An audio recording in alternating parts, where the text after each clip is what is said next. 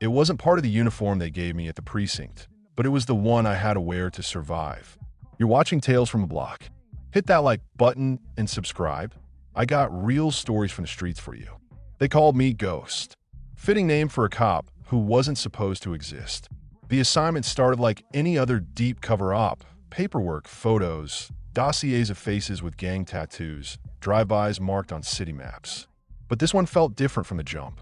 The Crenshaw Kings weren't just a gang. They were a system. They ran corners, trap houses, garages, even food trucks. Everything connected back to the same streets I'd been sworn to protect. And my job? Infiltrate, blend in, gather enough evidence to bring them down.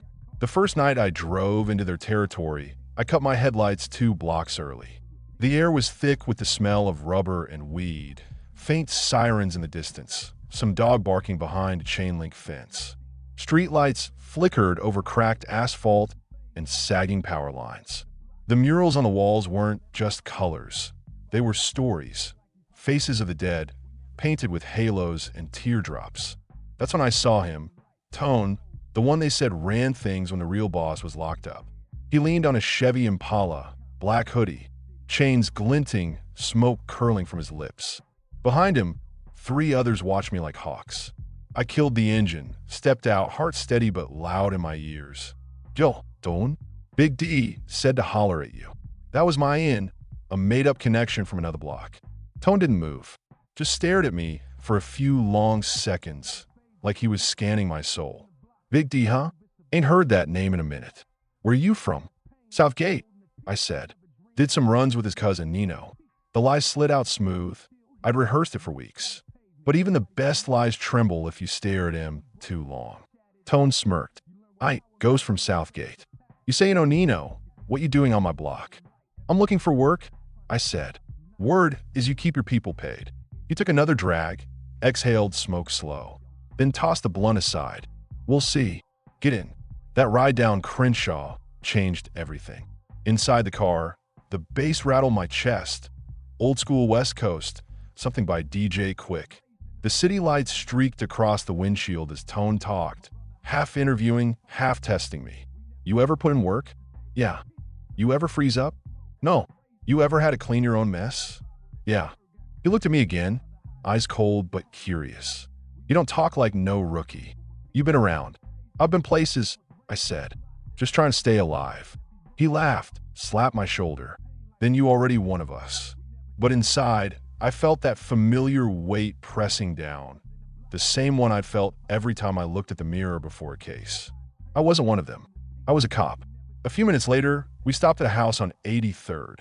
Low fence, peeling paint, cars on the lawn, music leaking through the windows.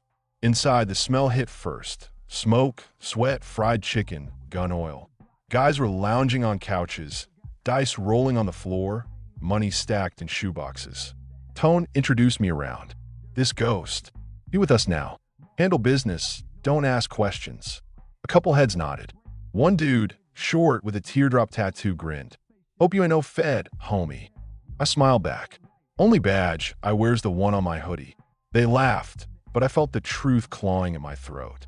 The next few weeks blurred. Every day, I sank deeper into their world. We hit small runs, pickups, deliveries, watching corners.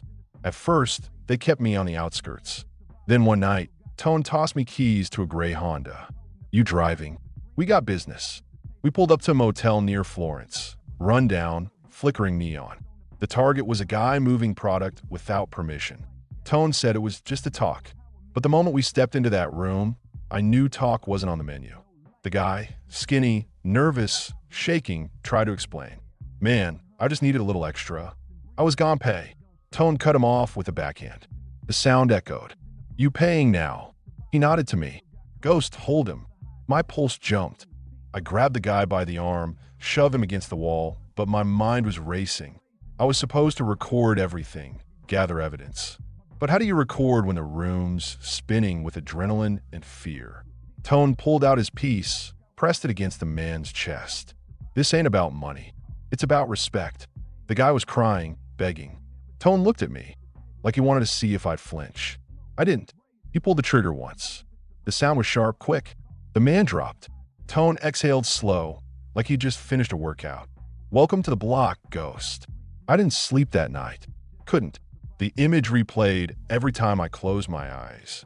The case was already off script. My handler, Detective Navarro, was expecting coded check-ins, intel names. But I wasn't giving her everything. Not anymore. Something about Tone, the way he moved, the way his people followed him. It wasn't just fear. It was loyalty. The kind cops talk about but never live. A week later, I met Lex, Tone's right hand. She was sharp in both mind and mouth. Braids down her back, hoop earrings catching the light. Eyes like she'd seen too much and didn't care anymore. Tone, say you from Southgate, she said, lighting a cigarette. Yeah, you look more like the Valley type. Clean shoes, no tats. You sure you from the streets? I shrugged. You think Tone would keep me around if I wasn't? She smirked. Tone keep people around for a reason. Sometimes to trust, sometimes to test. She flicked her ash, leaned close. Don't get too comfortable, Ghost. Around here, comfort gets you killed. By the third month, I wasn't just in, I was part of it. Running product from Long Beach to Inglewood. Counting cash in dimly lit kitchens. Watching out for cops like I wasn't one of them. The irony twisted inside me like a knife. One night, after a drop, Tone and I sat on the hood of his Impala, watching the city lights. You ever wonder if we're the bad guys? I asked. Tone laughed. Bro, what's a bad guy anyway? The people on that hill call us criminals, but they the ones shipping the real weight. We just trying to eat. He took a sip of beer, stared off at the skyline. You want to know the difference between us and them? We don't pretend to be angels. That hit me harder than I wanted to admit, because he was right. The line between law and survival blurred the deeper I went. Later that night, I called Navarro from payphone, voice low. Operations moving faster than planned, I said. Tone's expanding. He mentioned a shipment from the port, big one. Good, she said. Keep it tight. We'll move when we have enough. I paused. He's not what you think, Nav. He's a criminal. Mason. That was my real name, the one I hadn't heard in weeks. Don't lose perspective. But perspective was exactly what I was losing. 2 nights later, we got word one of the crew, Rico, a loudmouth always trying to prove himself, got snatched by the cops. Not for long, just a quick arrest, but it rattled everyone. Tone gathered us in the back room of the garage. Smell of oil, steel, tension. If he talked, Lex said quietly, they'll hit the stash house. Tone nodded. Then we moved the product tonight. No es l'hypothèse. He looked at me. Ghost, you roll with Lex. Keep your eyes open. We loaded crates into the van, bricks wrapped tight, labels I recognized from evidence reports back at the precinct. The irony burned my throat. I was helping move the same poison I'd sworn to clean off these streets. Halfway through the night, I heard Lex to herself, some old R&B tune. You ever think about leaving this life? I asked. She smiled sadly. Leave to where? This is life, Ghost. Streets raise you, streets feed you, streets bury you. The way she said it, like a prayer and a curse, stuck with me. We dropped off the crates at a warehouse near the docks, moonlight glinting off the water. Everything went smooth until it didn't. Blue lights flared at the far end of the lot. Cops, someone yelled. Tone's voice crackled over the radio. Move. Split up. Heart pounding, I grabbed Lex's hand, pulled her behind a stack of pallets. Sirens wailed, doors slammed. I could hear boots hitting pavement. My badge, the one taped under my shirt, felt like it was burning through my skin. Lex looked at me, eyes wide. You good? Yeah, I said, breath shaky. Follow me. We ducked through a side gate, climbed over a fence, landed hard in an alley. She was bleeding from her arm, small cut from the wire. Hold still. I tore a piece of my shirt, wrapped it around her. She watched me close. You act different from the others. How so? You care? That's dangerous out here. Before I could answer, we heard footsteps, Tone's voice. You two good? Yeah, I said. Lost the heat. He looked between us, nodded. You did good, Ghost. You always do. The next morning, news broke about a shootout near the port. 2 suspects dead, 1 officer wounded. Navarro called me, voice tense. You were there, weren't you? I was nearby. I said, Mason, you need to be careful. You're in too deep. Too deep. I'd heard that before, always sounded like advice, but it felt like prophecy. Because by then, I wasn't sure who I was protecting anymore. Weeks passed. The operation escalated. Tone trusted me completely, started bringing me to meetings, private talks about suppliers, routes, money. I could have ended it any day. One call, one signal, and the whole network would crumble. But something inside me resisted. One night, we were driving through the neighborhood when we saw a group of kids playing basketball under a busted streetlight. Tone slowed down, watching them. "You see that," he said. "That's why we hustle, so they don't end up like us." I didn't have an answer. Just watch those kids laugh, their sneakers squeaking on cracked concrete. Tone's voice softened. "You ever had family ghosts?" "Not anymore," I said. He nodded like he understood. "Then you do now." Those words shouldn't have meant anything, but they did. A few days later, Navarro cornered me at a diner on Sunset. She looked tired, worried. "We've got enough, Mason," she said. "You've done your job. We're moving in next week." I shook my head. "Not yet. There's more at play." "Don't tell me you're starting to sympathize with these people." "They're not just these people, Nav. They're criminals," she snapped. "You forget that, you end up like them." I didn't respond, just stare at my coffee, dark and bitter, like the truth I couldn't swallow. Back in the neighborhood, word spread that a rival set, the Hilltop Lords, were planning to hit one of our spots. Everyone was tense. Tone gathered the crew. "Anybody that rolls up tonight, we answer back. No hosetastion. Let's pull me aside after." "You don't gotta do this," she said. "You could walk away." "Can you?" I asked. She didn't answer. When the night came, the block felt like it was holding its breath. Cars crawling slow, dogs barking, air heavy. We waited, guns loaded, nerves tighter than tripwires. And then the first shot cracked. It was chaos. Screams, smoke, flashes of light. I ducked behind a car, returned fire, pure instinct. Every bullet that flew tore deeper into my conscience. I wasn't supposed to fight for them. When it ended, the street was littered with shells and sirens echoing far off. One of ours was down, a kid, maybe 17. Tone knelt beside him, blood soaking his hands. "Stay with me, lil bro," he whispered. I watched the pain in his eyes, raw, real. That wasn't the look of a monster. That was the look of a man who carried the weight of every soul under his command. Later that night, I stood alone in an alley, cigarette trembling between my fingers. The city hummed around me. Sirens, engines, the hum of life that never stopped. My phone buzzed. A text from Navarro. "Final green light. We move at dawn." I stared at it for a long time, thumb hovering over the screen. Then I typed back, "Not yet," because somewhere between the lies and the loyalty, I'd lost sight of which badge I was really wearing. That night, as I drove past the murals and the flickering lights, I realized the streets had swallowed me whole.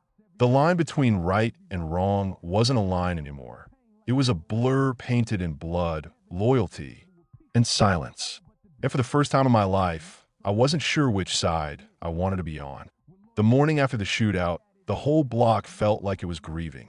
Smoke still hung in the air from burnt tires. Candles lined the curb where the kid fell. His name was Tino, 17, still in high school, dreaming about buying his mom a house. Now his picture was on a mural, halo over his head, fresh paint glistening under the sun. Tone hadn't said a word since it happened. He just stood there, watching the mural dry, jaw tight, hands stuffed in his hoodie. When people came to pay respects, he barely nodded. I wanted to say something, anything. But what could I say? "Sorry, we'll get them back." Nothing felt right. The only thing I could think about was how his blood felt on my hands when I helped carry him to the car. That's when I realized how far gone I was. I wasn't supposed to feel this much. I wasn't supposed to belong here. But I did, and that scared me more than any gun ever could. Later that day, we were at the garage, the same place where everything always started and ended. Lex sat on the counter, rolling a blunt, her bandaged arm resting on her knee. Tone paced the floor like a lion in a cage. "We hitting them back," he finally said. No talk, no waiting. Lex looked up. "You sure that's smart? Police still thick around the area." He shot her a look. "Smart don't keep you alive out here. Feared us. They need to know this block ain't for the taking." Then he turned to me. "You in Ghost." I hesitated just long enough for him to notice. Yeah, I said. I'm in. That night, I drove home, or what passed for home now. A small apartment I rented under a fake name. Empty fridge, empty bed, empty silence. I stared at my badge, still taped under the drawer. It looked like a relic from another life. Navarro kept blowing up my phone, but I ignored every call. The last message she left said, "You're going to cross a line you can't come back from." Maybe I already had. The next day, we met at a liquor store parking lot. The plan was simple. Too simple. Roll up on the Lords, send a message, roll out before the cops show. But simple plans are the ones that go to hell the fastest. Tone handed out masks, black gloves. Nobody say my name. Nobody freeze. The van smelled like sweat and gasoline. I sat between Lex and a guy named Smiley. Ironic name for someone who never smiled. He checked his gun like it was a ritual. We pulled up 2 blocks from a corner house. Cars parked outside, music bumping inside a party. Easy target. Too easy. Tone gave a signal. We moved quick, silent. I could feel my pulse in my throat. When the door kicked open, everything exploded. Shouts, glass breaking, flashes of light. I moved like I'd been trained, controlled, efficient, detached. But when one of the Lords ran out the back, I chased him. He tripped over a trash can, fell hard. I caught up, gun drawn. "Don't," he said, raising his hands. He couldn't have been older than 19. Skinny, scared, just trying to breathe. I should have cuffed him, called for backup, if this were still a case. But this wasn't a case anymore. This was personal. Tone's voice echoed from behind. "Handle it, Ghost."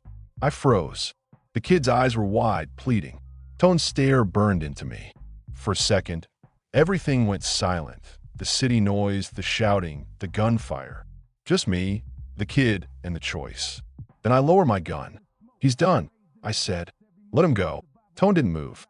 Then, after a long beat, he said, "You soft now?" "No," I said, meeting his gaze. "Just smart." He studied me, then nodded slowly. "Fine.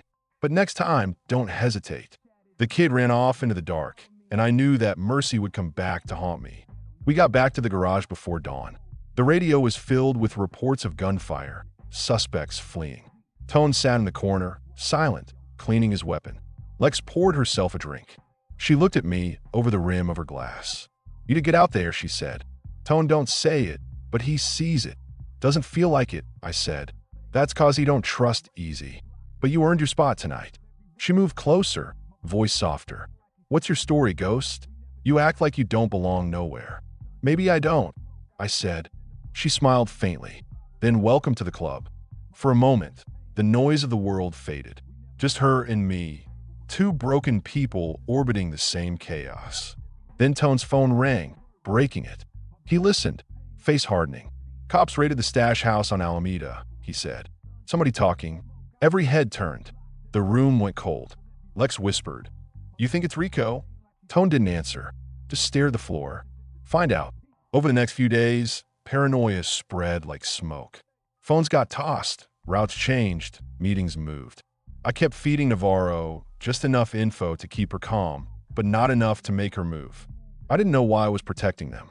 Maybe because deep down, I didn't believe they deserved to be slaughtered by a system that never gave them a chance. But when I saw the way Tone's people looked at each other, suspicion in every glance, I knew things were about to crack. We finally found Rico 2 nights later. He'd been laying low in a motel, scared out of his mind. When we pulled up, he tried to run. Lex caught him first, slammed him against the wall. "Who are you talking to, Rico?" she hissed. "I ain't talking to nobody," he shouted. "They caught me with some bags. I did a night in holding, that's it." Tone walked up slow. "Calm. Too calm. You sure about that?" Rico nodded, eyes darting, sweat dripping. Tone sighed, then pulled his gun. "Wait," I said. "He could be telling the truth." Tone looked at me. "You vouching for him?" I hesitated. "Just saying, maybe we get proof first." Tone stared at me for a long moment. Then he put the gun down. "All right, proof." He turned back to Rico. "Phone." Rico handed it over with shaking hands. Tone scrolled, eyes scanning messages. Then he stopped. "Show me the screen. A text from an unknown number. Meet tomorrow. Bring details. Cash ready." Tone didn't say a word, just raised the gun and pulled the trigger. The sound was deafening in that small room. Rico's body slumped to the floor. Lex flinched. I just stood there, numb. Tone holstered the gun. "No more snakes," he said, and walked out. I stayed behind for a moment, staring at the blood pooling near the cracked tiles. My stomach turned. I'd seen worse. Crime scenes, shootouts, autopsies. But this felt different, because I could have stopped it, and I didn't. Back at the garage, Tone was pacing again, muttering to himself. Lex sat quietly, eyes red. I said, "That didn't have to happen." He looked at me like I'd lost my mind. "You think you can run a crew on trust and hope? You show mercy, you die." Rico forgot that. He was scared, I said. "Not disloyal." Tone stepped closer. "You questioning me, ghost?" For a second, the air between us felt charged, like one wrong word would spark something irreversible. Then he smiled, that cold, dangerous smile. "Don't forget who gave you your name." He walked away, leaving the silence heavy behind him. Lex exhaled slowly. "He's spiraling," she said. "Losing too many people too fast. Then maybe it's time someone stopped him." She looked at me. "You mean you?" I didn't answer. The next few days were a blur. Navarro kept calling. I kept dodging. Tone started making moves that didn't make sense. Cutting ties with old suppliers, meeting strangers at odd hours, burning money like it didn't matter. One night, I followed him to a warehouse near the river. I stayed in the car, lights off, watching through binoculars. He met with two men in suits, not gangsters. Businessmen, corporate clean. They handed him a folder, thick with papers. I couldn't hear what was said, but Tone's body language told me everything. This wasn't about street corners anymore. It was bigger, cleaner, something that went beyond the block. When he left, I tailed him back to his apartment. He poured himself a drink, sat by the window, staring out at the city. For a moment, I thought about walking up there, flashing my badge, ending it. But I didn't. Instead, I drove to Navarro. She was waiting at the precinct, eyes tired, jaw tight. "You finally decided to show." I threw the folder on the table. Tone's moving weight through shell companies. Someone hires protecting him. Maybe inside the department. She flipped through the papers. "You got proof." "Not yet, but it's real. He's not just a gang leader anymore. He's part of something bigger." She looked at me. "Then bring him in." I shook my head. "If I move now, I lose everything." "He trusts me. I can get it all." "Mason, you're playing a dangerous game." "So are you," I said and walked out. When I got back to the garage, Lex was waiting. "Where you been?" Clear in my head. She stepped closer, searching my face. "You lying to me?" "No." She nodded slowly, like she didn't believe me, but didn't want to admit it. "Tone's planning something big. He said we're taking the docks next week." "The docks?" "Yeah." He said after that, "Nobody touches our product again." Whatever that means. I felt my stomach drop. The docks were federal territory, DEA, Customs, Homeland. If Tone was really planning to move on them, it wasn't just suicide. It was war. The night before the job, Tone called a meeting. Everyone was there. Lex, Smiley, the drivers, the runners. He stood on the hood of his car, voice loud, sharp, electric. "This block been through hell," he said. "We lost brothers, we lost family. But tomorrow we take back control. After tomorrow, nobody above us, nobody below. Just us." Cheers erupted. People raised bottles, shouted his name.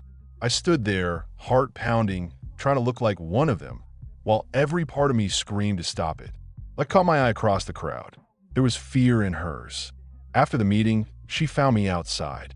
"If you're gonna do something, do it now," she said quietly. "What do you mean?" "I seen the way you look when things go down. You're not like them. Whatever you're hiding, it's eating you alive. Don't wait till it kills you." I wanted to tell her everything. Who I was, why I was there, what I'd done. But the words stuck. Instead, I said, "You trust me?" She hesitated. "I want to." That night, I couldn't sleep. The city hummed outside my window, restless and alive.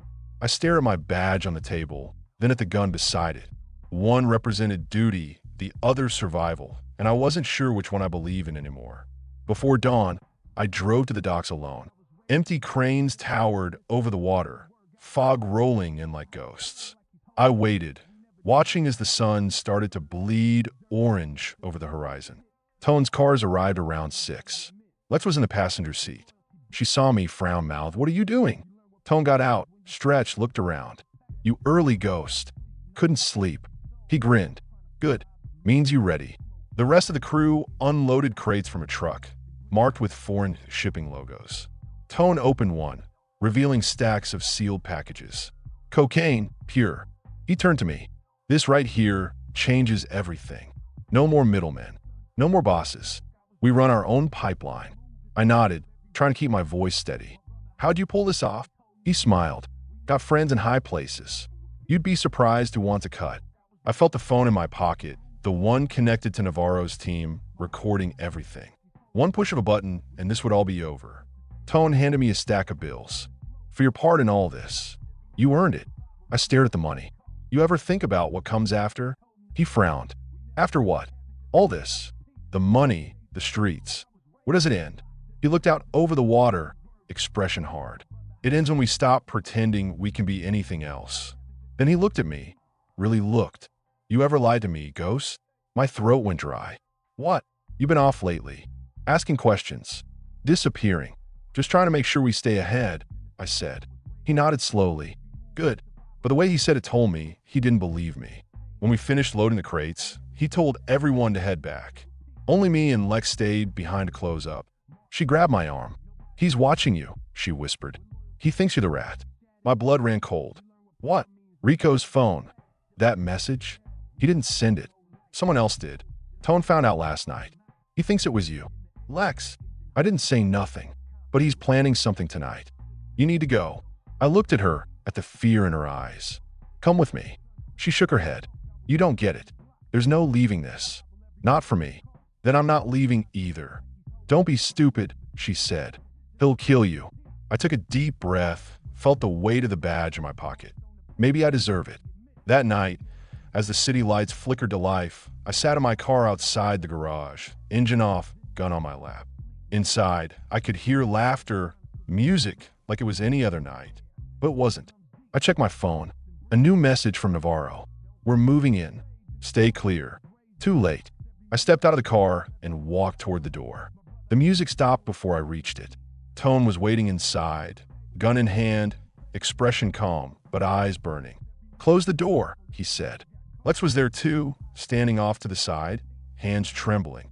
Tone tossed something at my feet, a small recorder, cracked open, battery blinking red. Found this under the crates at the docks, he said. You want to tell me what it is? I looked down at it, then back at him. You already know. He nodded slowly. So it's true. You a cop. Lex gasped. Tone's voice stayed quiet, deadly. I let you in my world. My family. You watch my people die. You broke bread with me, and you did it wearing a badge. I took a step forward. It wasn't supposed to go this far. He raised the gun. Then why did it? Before I could answer, headlights flared outside. Shouting. Sirens. The garage erupted in chaos. Lex screamed, cops. Tone turned, firing toward the door. I dove behind a car as bullets ripped through the air. The smell of gunpowder filled the room. Sirens wailed closer. I shouted, Tone, stop. It's over. He looked at me, pure betrayal in his eyes. You don't get to say when it's over. Then he ran out the back, disappearing into the night. When the smoke cleared, Lex was gone too. I stood there, gun still in my hand, surrounded by flashing lights and shouting officers. Navarro stormed in, eyes wide. Mason, are you hit? I shook my head, voice hollow. He's gone. She grabbed my shoulder. We'll find him. But as I looked out into the dark streets of Crenshaw, I knew they wouldn't. Tone knew these streets better than anyone. And somewhere out there, he was watching, waiting, and maybe deep down, part of me wanted him to. Because once you've lived by the block's code, it never really lets you go. I still remember that night, the one that split everything open. The one where I stopped pretending I knew which side I was really on. Tone's garage was quiet except for the low hum of the fluorescent light buzzing over our heads. Lex sat on an overturned crate, rolling a blunt with that lazy calm that always made me forget how dangerous he was. Tone leaned against the wall, oil-stained hands holding a Glock like it was just another tool. I was pacing, trying to breathe through the weight pressing down on me. 2 months undercover, and I could already feel my real life fading. The badge tucked under my mattress in the safe house felt like someone else's secret. The cop in me was supposed to be calculating, collecting evidence, counting bricks, tracing suppliers. But lately, I wasn't counting. I was just living. Tone looked up from his gun. "You good, white boy?" he asked, smirking. "You been quiet." I nodded, forcing a grin. "Just tired. Been a long week." "Long week?" Lex chuckled. "We made 15 GS easy. That sound like a bad week to you." I laughed along, but the truth was, every dollar we made, every deal I helped move, felt like another nail in my coffin. The department kept calling. I kept ignoring. My handler, Sergeant Ruiz, was getting desperate. He wanted updates, locations, faces. I gave him the bare minimum, because the more I gave, the more I'd have to betray these guys. Tone stepped closer. His gold chain glinted under the light, catching on the tattoo inked across his neck, loyalty before all. He looked me dead in the eye. "You've been riding with us, Mason. I see that. But loyalty? That's something we still testing." My pulse spiked. "What you mean?" Tone smiled. "Got a little job tonight. Not big money, just respect." "You in?" I swallowed. "Always." He grinned wider. "Good. Grab your piece. We roll in 20. I didn't even ask what the job was. That was the rule. Don't ask, just ride.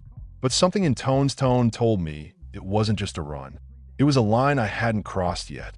We rolled out in 2 cars, engines low and rumbling, cutting through the south central streets where streetlights flickered like dying candles. The night smelled like rain and smoke. I sat in the back seat, feeling the pistol heavy against my thigh, my badge even heavier in my mind. Lex was driving, chewing gum like he owned the night. "You know that fool Rico from 92nd? He asked Tone. "Yeah," Tone said. He'd been running his mouth, talking like we soft. Said he don't need to tax us no more. Lex laughed darkly. "So we're reminding him who he talking to?" Tone nodded. "Something like that." My throat went dry. A retaliation hit. A message. I wasn't ready for this. I was supposed to stop this kind of violence, not take part in it. We pulled up near a corner liquor store, neon lights flickering red and blue across the wet pavement. Rico was out front, talking to some girl in a denim jacket.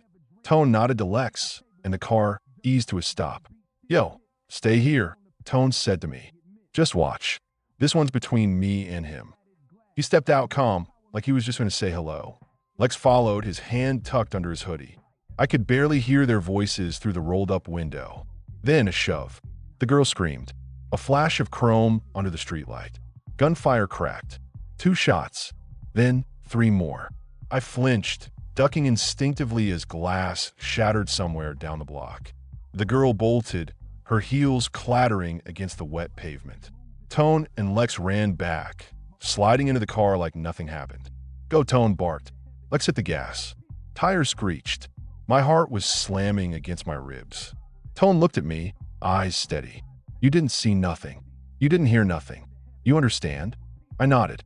My voice barely worked. "Yeah, but I did see. I saw everything." Rico's body hit the ground like it was made of paper. The blood pooled fast, mixing with the rain. Back at the garage, Tone poured out whiskey like it was communion. "To loyalty," he said. Lex clinked bottles with him, laughing. I forced a drink down, trying not to shake. Later that night, I sat alone on the hood of my car outside the safe house, staring at the skyline. My burner phone buzzed. Sergeant Ruiz again. "Mason, where the hell are you?" His voice barked through static. "You were supposed to check in 2 nights ago." We're getting nervous up top. "I'm fine, imatev." "You're not fine. We got a body on 92nd. Name's Rico Torres. Your crew involved." My throat locked. "No, just heard about it." "Don't play dumb with me, Mason. We need intel before this spirals.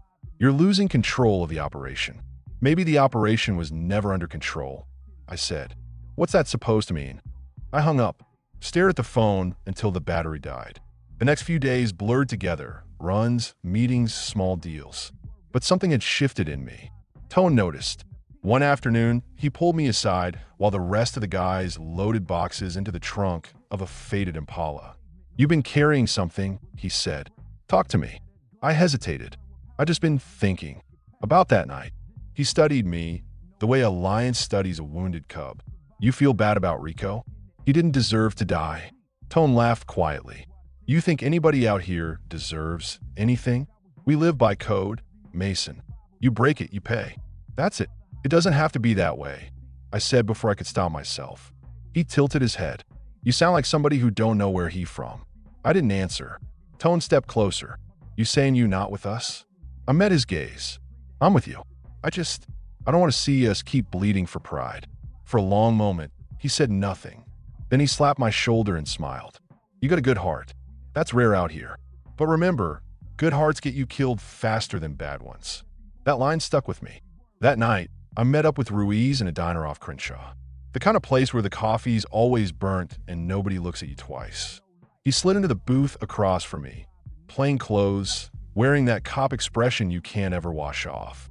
You're slipping, he said. I'm deep, I replied. You don't know what it's like down there. You're not supposed to know, he shot back.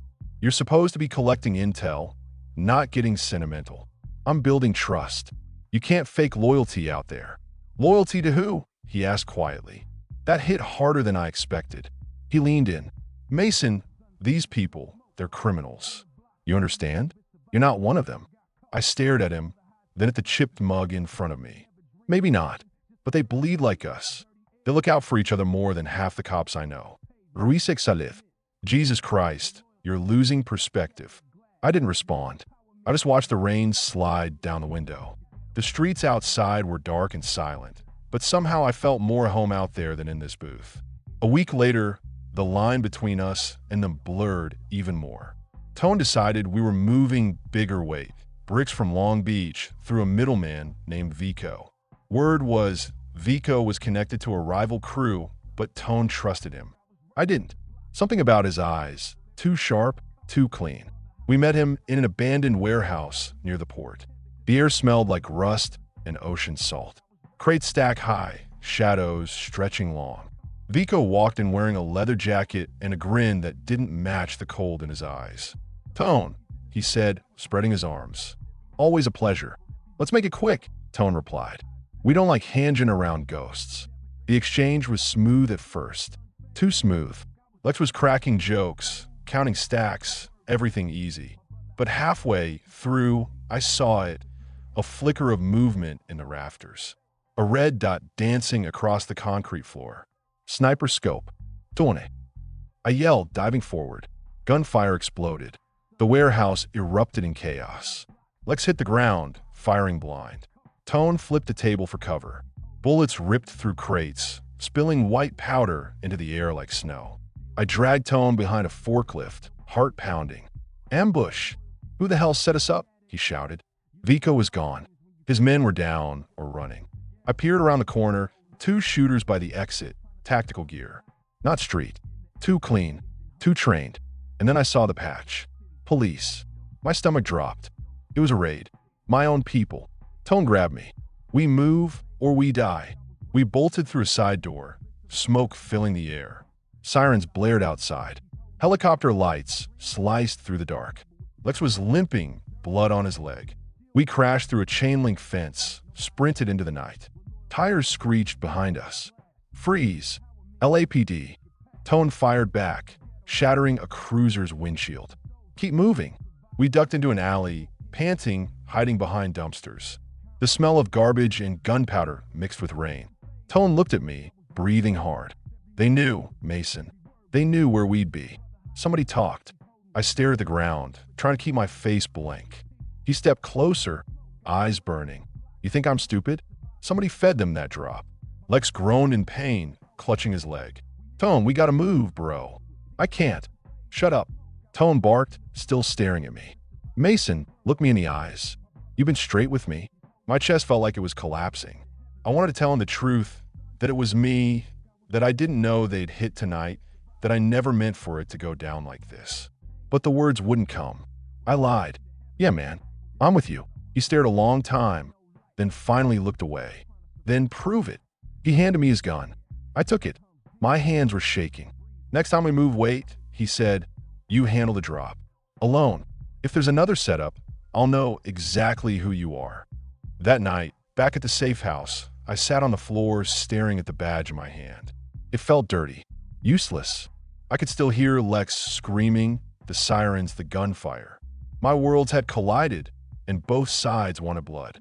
For the first time since the operation began, I didn't know who I was protecting anymore. When I closed my eyes, I didn't see criminals or cops. I saw brothers. I saw betrayal. I saw myself standing somewhere in the middle, weapon in hand, not knowing which side to aim at. And that's when it hit me. Maybe this whole thing was never about justice. Maybe it was just about survival. Because on these streets, nobody's innocent. Not even the ones with badges. When you live undercover long enough, the mask starts to melt into your skin. You forget which face belongs to you. I remember sitting on the floor of my safe house that night, staring at the pistol Tone handed me. My hands were still trembling. The badge sat on the coffee table, catching the light from the cracked blinds, cold and distant like a ghost of who I used to be. Every sound outside made me jump. A car backfiring, a bottle breaking, footsteps echoing in the alley. My world had shrunk down to this room, this secret, this lie that was now eating me alive. I'd lost the line between pretending and believing. The morning after the raid, the news hit the local channels. Massive police shootout near Long Beach warehouses. Multiple suspects escaped. Investigation ongoing. No names. No faces. Just smoke and silence. I turned the TV off. The guilt sat heavy, pressing against my ribs. I didn't know who authorized the raid. I didn't tell Ruiz about the location. But someone did. Somebody high up must have gotten wind from my reports and decided to move in early. I wasn't supposed to be there when it happened. None of us were.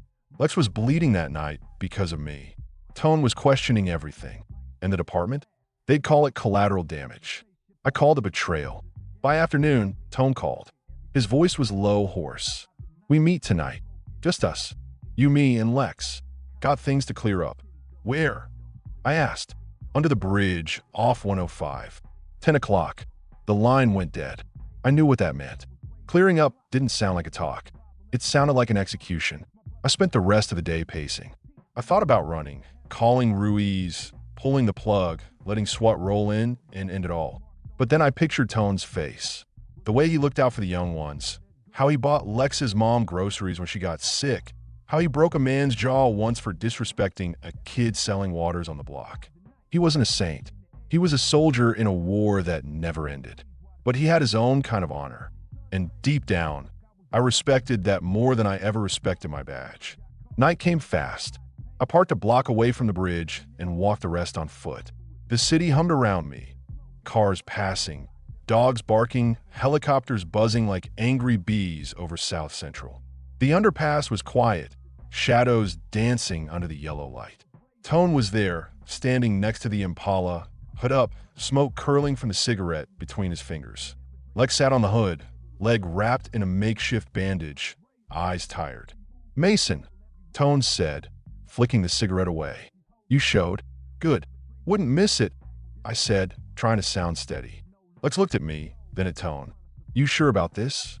Tone nodded. Ain't about being sure. It's about being right. He stepped closer, the hum of the freeway above us mixing with the sound of his footsteps. You've been with us for months. You earned stripes. You made moves. You prove yourself more than some of these fools I grew up with. But somebody talked to the cops, Mason. Somebody set that raid up. And until I know who, I can't trust nobody. The tension in the air felt like it could snap. I met his eyes, calm on the outside, but inside everything was screaming. I didn't set you up, Tone, I said quietly. If I did, I wouldn't be standing here. He studied me. Then he pulled his gun. Maybe you came to finish the job. Lex shifted uneasily. Yo, Tone. Shut up, Tone snapped. You think I don't know what this looks like? I've seen too many faces turn fake when the money or pressure hit. You got that clean look in your eyes, Mason. The kind of look people get when they've been lying too long. He stepped closer, barrel inches from my chest. And right then, I made a choice I didn't even know I was making. I took the badge from my pocket and threw it at his feet. It hit the concrete with a hollow clink. Tone froze. Lex's mouth dropped open. Yeah, I said. That's me. Undercover. Been with you from day one. But I didn't call that raid. I swear to God, Tone. I didn't. Silence. Just the wind, the cars above, the low thrum of the city holding its breath. Tone looked down at the badge, then back at me. His voice was a whisper, but it cut like glass. You a cop? I nodded once. I was. He laughed once, short, bitter. You lying mother. He kicked the badge away, raised the gun higher. You used us. No, I said, stepping forward. I learned from you. I saw what the streets do to people when the system already decided they ain't worth saving. You think the cops care about this neighborhood? They don't. You taught me that. Tone's hand trembled just slightly. Lex spoke up, voice shaking. Tone, he saved your life in that warehouse, bro. He could have let you die. Shut up, Lex. Tone barked, but his voice cracked. I took another step. You taught me loyalty. You taught me respect. You think I'd burn you after that? I didn't even report half the stuff we did.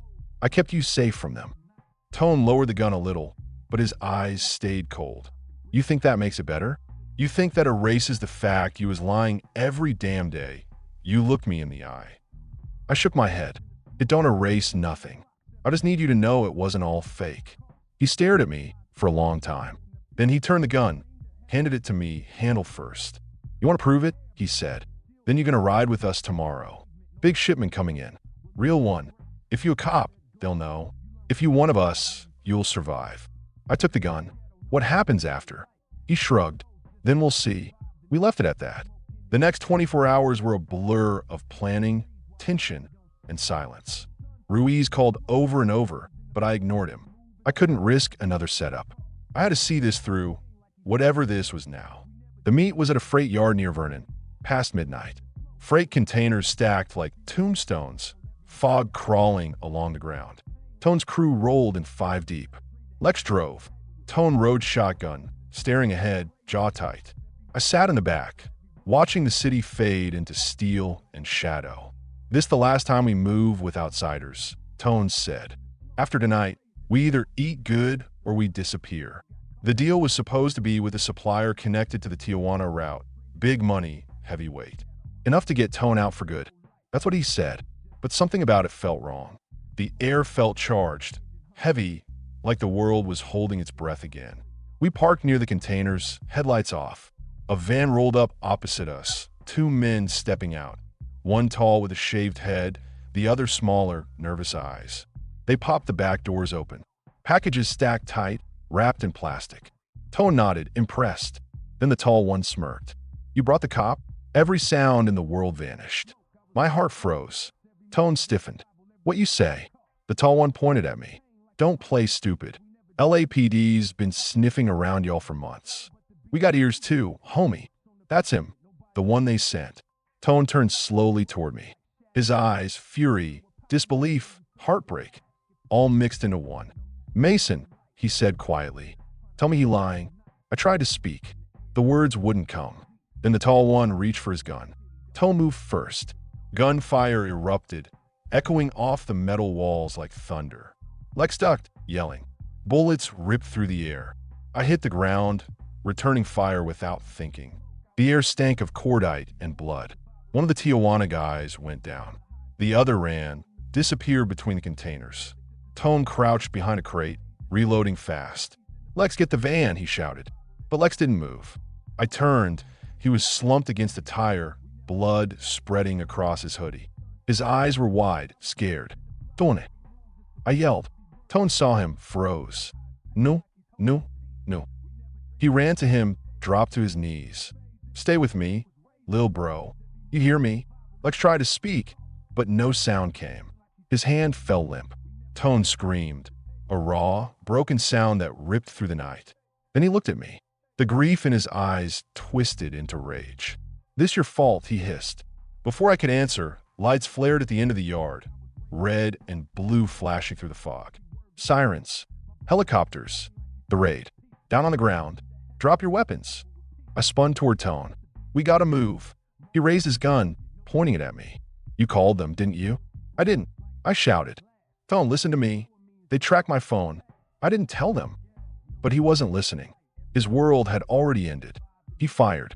The bullet tore past my shoulder, hot pain blooming through flesh. I fell back, hit the gravel hard. The lights blinded me. I could hear shouting, gunfire, sirens, the helicopter roar above. Tone was running, firing back at cops, screaming Lex's name. I tried to crawl toward him, blood dripping down my arm. "Tone!" I yelled. He turned once, eyes locked on mine. For a second, just a second, I saw the man I knew. The one who looked out for kids, who kept his word, who called me brother. Then the SWAT lights swallowed him. Dozens of shots cracked at once. Tone stumbled, chest jerking, blood spraying against the container. He dropped to his knees, still holding the gun like he couldn't believe it was empty. Then he fell. Everything went silent. The cops moved in, shouting commands I barely heard. Hand grabbed me, dragged me back. Ruiz's voice somewhere in the chaos. "Get him out of here. He's ours. Ours." That word made me sick. They patched me up at the station, locked me in a room that smelled like bleach and cold coffee. Ruiz came in, looking tired, eyes heavy.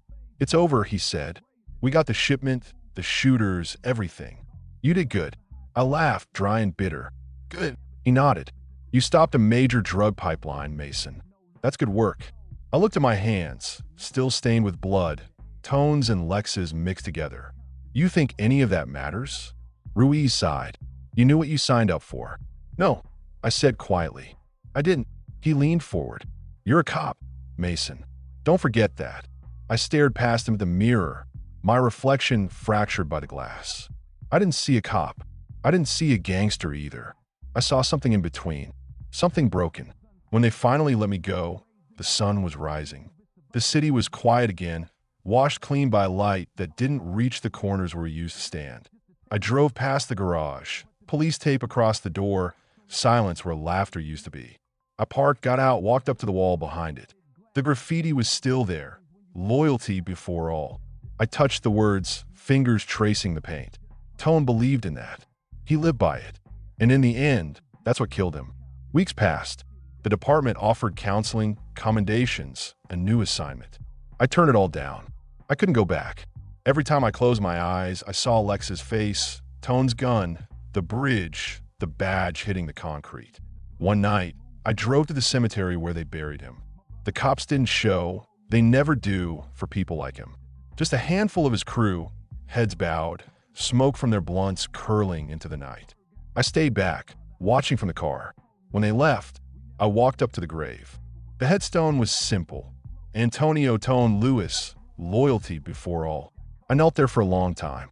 The wind was cold, carrying the faint smell of asphalt and dust. "I'm sorry," I whispered. "You deserved better." For a moment, I thought I heard his voice, that low, calm tone, somewhere between threat and brotherhood. "You chose your side, Mason." But maybe that was just the city talking. I left the badge on his grave. Not as tribute, as confession. Because out there, in the streets that raised and buried men like Tone, the badge didn't mean justice. It just meant power. And power don't change the rules. It just changes who gets to break them. Driving away, I passed a group of kids playing ball on the crack street, laughing, shouting. Same block, same struggle. I wondered how many of them would grow up to wear blue and how many would end up in the dirt because of it. I wanted to believe I'd done something right, that someone was safer because of me. But deep down, I knew the truth. I didn't bring peace. I just changed the names on the tombstones. The city stretched out before me, golden in the dying light. Sirens in the distance, smoke on the horizon, and me, somewhere in between, a man with no badge, no crew, no home. Just another ghost from the block. Under the buzzing hum of the ceiling light, I sat in the motel bathroom, staring at the badge lying on the counter. It looked foreign to me now, like a piece of someone else's life. The gold was scratched, dulled by sweat and guilt. My reflection behind it was even worse, beard growing in uneven, eyes red from no sleep, hands trembling from the weight of everything I'd done. I'd gone so deep undercover that I didn't know where Mason the cop ended and Mason the soldier of the block began. Outside, I could hear the low hum of the freeway and the occasional whoop of a siren. Somewhere out there, somebody else was getting arrested, someone else was catching a bullet, and I was sitting here trying to figure out which side of that line I even stood on anymore. Tone was gone, shot dead in a warehouse that smelled like gasoline and old blood. The man I'd sworn to take down became the man whose body I helped carry out under a black tarp. The crew scattered after that. Lex went ghost. Dre and a few others hit the streets with rage, ready to take out anyone they thought had set Tone up. They didn't know it was the cops. They didn't know it was me. I kept seeing his face every time I closed my eyes. That half smile, the one he'd wear right before doing something reckless. "You think you understand the streets, Mason," he'd said once, leaning over the hood of his car, smoke curling from his lips. "But out here, it ain't about right or wrong. It's about who you got when everything else breaks." He'd been right, and that was the problem. The next morning, I drove down to 83rd, the block where it all started. Sunlight cut through the smog like faded gold, bouncing off car hoods and broken glass. Kids were out again, throwing dice on the curb. Mothers yelled through open windows. Life didn't stop for death out here. It just folded it into the rhythm. I parked near the corner store, hoodie up, head low. The street was quieter now. Without Tone's leadership, the crew was fractured, uncertain. That made them dangerous. Inside the store, Big Reggie was behind the counter, as usual, counting bills. His gold teeth flashed when he saw me. "Damn, look who crawled out of the hole," he said. "You disappear when it gets hot, huh?" "Just been laying low," I said. He looked me over, eyes narrowing like he was trying to read something off my face. "You hear about Tone?" "Yeah," I said quietly. "I heard. Word on the street is somebody fed the cops that drop. Ain't nobody saying who, but everybody looking sideways at each other." I nodded, pretending not to care. That's how it goes.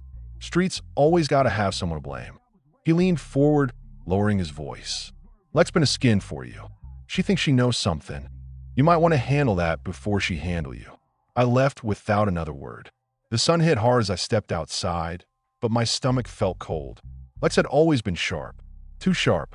If she even suspected what I was, she wouldn't hesitate. I found her later that night, near the railroad tracks, standing by the same spot where Tone used to meet his suppliers. She had on a red jacket, hands in her pockets, smoke from her cigarette curling around her face. When she saw me, she didn't move. "You took your time," she said. "Didn't think you'd still be around," I replied. "Why wouldn't I be?" she said, voice steady but eyes burning. "This is home." I stepped closer, slow, careful. "You heard what happened to Tone?" She laughed bitterly. "Everybody heard. Some say it was the cops. Some say it was a setup. I think it was somebody close. Somebody he trusted." My throat tightened. That's a big accusation. She flicked her cigarette to the ground and crushed it under her boot. "Yeah, well, I'm used to being right. You were there that night, weren't you? At the docks." I didn't answer. Silence said enough. She took a step closer, her face now inches from mine. "You ain't one of us, are you, Mason?" My heart thudded. The world around us seemed to vanish. The hum of the freeway, the clatter of distant trains, even the wind. It was just her and me, and the truth hanging between us like a loaded gun. "I did what I had to," I said finally. Her jaw clenched. "You used us. You used Tone. He treated you like family." "I didn't plan for it to go this way," I said. "Tone made his choices. He knew what the game was." "You think that makes it right?" she snapped. "You think just because you got a badge, you get to decide who lives and who dies out here?" The sound of metal scraping behind us broke the tension. Two cars rolled up slow, headlights cutting through the dark. Dre stepped out first, gun in hand, eyes locked on me. Well, he said, grinning without humor. "Look who we found." Lex didn't look surprised. "He's one of them," she said flatly. "Undercover. Played us all." Dre laughed low, shaking his head. "Man, I knew it. I told Tone he was too clean to be from the block." I backed up, hands slightly raised. "You don't want to do this?" "Oh, I do," Dre said. "You think you can walk into our world, watch us bleed, and then just walk away?" There was no way out. No backup. Just the sound of the rails humming under my boots and the adrenaline burning through my chest. "Tone didn't deserve what happened," I said. "But you start shooting now, and you'll just prove everything the system says about you." Dre laughed again. "Man, you talk like a cop." Before he could pull the trigger, Lex stepped between us. "Wait." He glared at her. "Move." "No," she said. "Not like this. After what he did." She looked at me, eyes soft but pained. "He's already dead inside. Let him live with that." For a second, Dre hesitated. Then he lowered the gun, just a little. That was all I needed. I turned and ran. Shots rang out, tearing through the night. One hit the metal fence beside me. Another whizzed past my ear. I dove behind a stack of crates, breath ragged, pulse screaming in my throat. I could hear Dre shouting orders, boots crunching on gravel. The chase was on. I crawled along the edge of the yard, slipping through a broken section of fence, landing hard on the other side. My ribs screamed, but I kept moving. Down the alley, across a parking lot, through the back door of a shuttered auto shop. Inside, it smelled like oil and rust. I slumped against a workbench, hand pressed to my side where a graze burned hot. Blood was seeping through my shirt. My phone was gone. No radio. No contact. Just the pounding echo of my heartbeat. For the first time, I didn't know which side I wanted to call for help. The cops? Or the crew I'd just betrayed? Hours passed before I dared move. When I finally stepped back into the street, dawn was creeping up over the rooftops. The city looked quiet, innocent almost, like the violence had been washed away by the light. But I knew better. I drove north toward the precinct. Every block I passed felt like another ghost watching me. Done. The kids who got caught in crossfire. The dealers I'd locked up pretending to be their brother. By the time I reached the station, my hands were shaking too hard to turn the key. Captain Hayes was waiting for me inside. He looked up from his desk when I walked in, surprise flickering across his face. Jesus, maison. We thought you were dead. Almost was, I said, dropping into a chair. He leaned forward. You did good work. We got enough to take down half the network. The DA's already building cases. You'll get commendation for this. I laughed, a bitter, hollow sound. Commendation? For what? Destroying people who were just trying to survive. He frowned. They're criminals, Mason. Dealers, killers. They're people. I cut him off. People we pushed into a corner. He stared at me for a long time. You sound like one of them. Maybe I am, I said quietly. He sighed, sitting back. You knew what you signed up for. You did your job. Now it's over.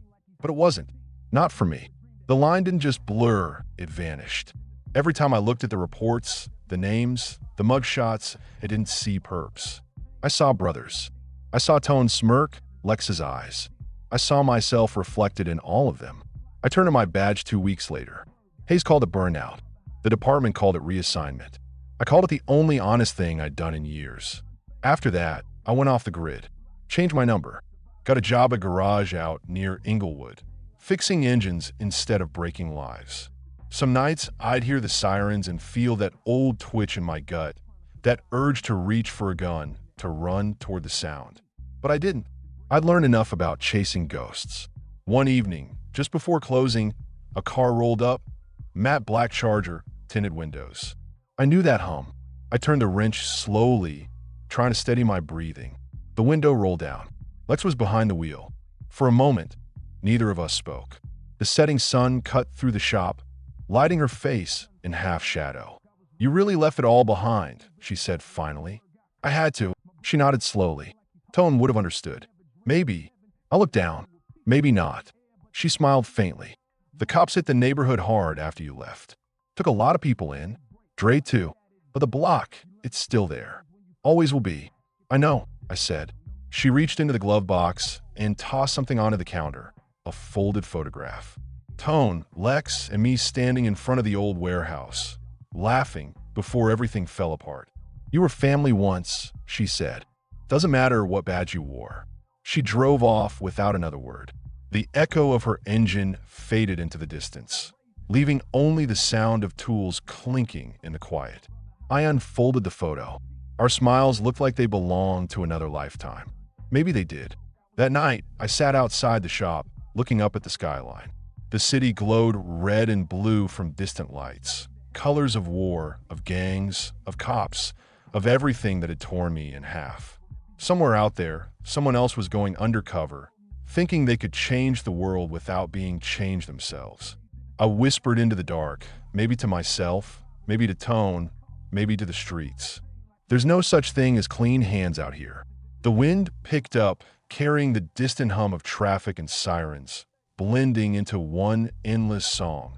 The heartbeat of a city that never stopped taking, never stopped breaking, but somehow kept breathing.